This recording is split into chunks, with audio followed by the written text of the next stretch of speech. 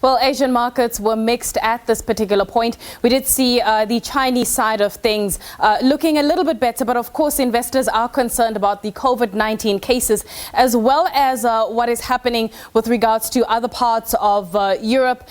Last week we had the two-day meeting where the Fed chair was giving testimony. But as we start off the new week, let's get into that with Bright Khumalo from Vestact Asset Management. Bright, let's get into the markets. What do you make of the JSE at this particular point?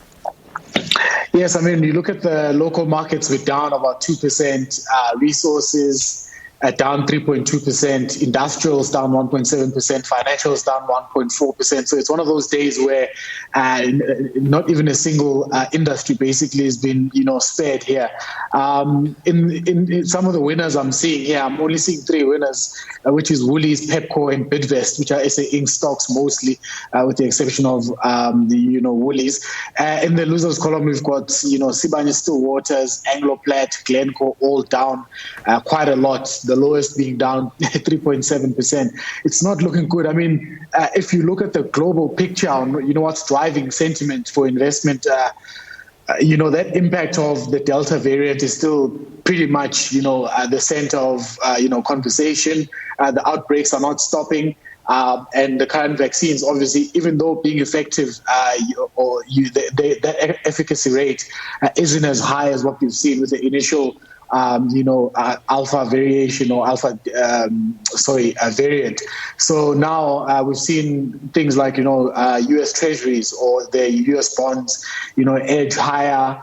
And even, with things like oil, for example, we saw oil slip, the oil price slip a little after that OPEC plus supply deal where, the Saudis and the UAEs producers came together. So there's a lot happening, including inflation on top of everything what I've just said. So on the back of that, then, what is the global mood? If you had to use an adjective to describe it right now, what is it? Despondent. Okay, that works. Despondent. Let's go with that. So, let's bring it back locally. We had the riots last week, and a lot of the stores, or rather a lot of the shares, have been giving us an update as to the extent of damage they've experienced over the past week or so.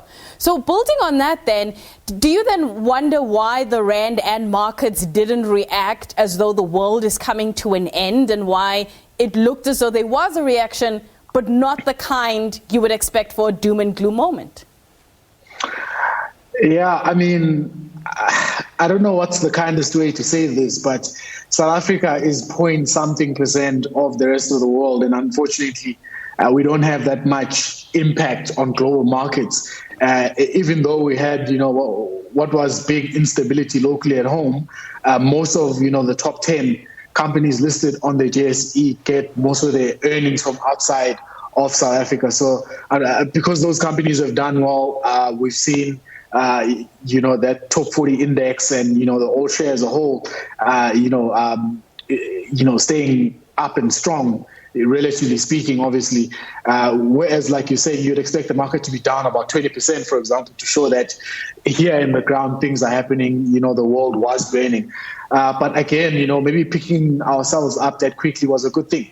Markets also are indicating that most of these businesses are covered somewhat, and if they're not, SASRA will be covering some of the damage. But the issue is that I don't think SASRA has enough money to pay everyone all at once, and that process might not even happen in the next financial year for those businesses. But the damage has been quantified by some of the businesses. We've seen the likes of the fast-moving consumer businesses like Tiger Brand saying, in the factory here in Joburg, their snacks factory here in Joburg alone, that'll cost them around 150 million rands. We've seen the likes of storage as well in the Hillcrest, Durban facility also got burned down, stuff was stolen. It's not looking good, to say the least, but we're picking ourselves up, dusting ourselves, and carry on pushing forward, I guess. All right, so this week we have earnings from Twitter and Netflix, and I know you're going to be watching both those counters, but if you had to pick one for our viewers to say that this is an exciting one whose financials you want to look at, which one is that? Look, there's some interesting ones like Microsoft. I want to see how that's going to play out, right? But with the ones you've given me, and Tesla, right? Tesla is always interesting to watch. But with the ones you've given me, definitely have to watch out for Twitter. It has always been, the granddaddy of the social media index. For example, we've seen Snap doing exceptionally well, catapulting them in terms of earnings, doing very well after having, a dry spell in terms of earnings. But Twitter has sort of just bumbled along the $40, $50 mark and not actually done well in terms of performance, even though they've done an exceptional job of increasing their earnings gradually over time. So we'll be watching that one very closely. All right, so we've got Twitter, we've got Netflix. Locally, any economic news that you're going to be looking at? We've got the SAB later this week. Your expectations on that front? Look, it's earnings season for me. I'm not looking at any financial or economic data point. Nothing excites me there, so I'll be definitely watching Microsoft, Netflix, Johnson & Johnson, Snap, Tesla, Twitter, you name it. So while Coca-Cola. So while you're doing that, then what is it that you're going to be looking out for in terms of these numbers, especially with these particular companies? Is it a case of how they did over 2020 during those deep lockdowns? What exactly are you going to be looking for?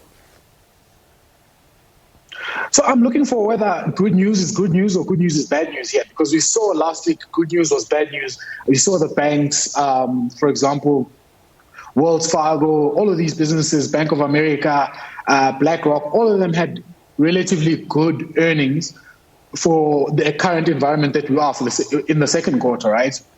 But on average, their share prices reacted 0.58% negatively to the results. So that's actually quite telling of, the kind of expectations investors and traders are expecting from these companies. They're not just expecting, 12% increase in earnings. They want 40%. So let's see if these businesses, especially the high growth ones, like the ones I've mentioned, can actually beat traders' expectations in the current environment with all of the worries I've mentioned above, the likes of, accelerating inflation, et cetera, et cetera. And if, they do beat earnings and the share prices do actually pop, it's going to be good news, I guess. All right, so let's talk about something that is good news or could be exciting. If you had to start a startup, which environment would you go to if Silicon Valley wasn't an option and you had to pick between China and the UK? Which area would you go? China. And why? The firepower in China when it comes to, brains. Because most of these start today, it's just you need a laptop, good internet, and a lot of tea and food, right? So China would be the best place because their work ethic is second to none. I'm not taking it away from the UK because we've seen some of the best startups, or like Revolut, for example, which raised fund recently. They do come out from that side. It's just that they can't compete with the firepower they have in China.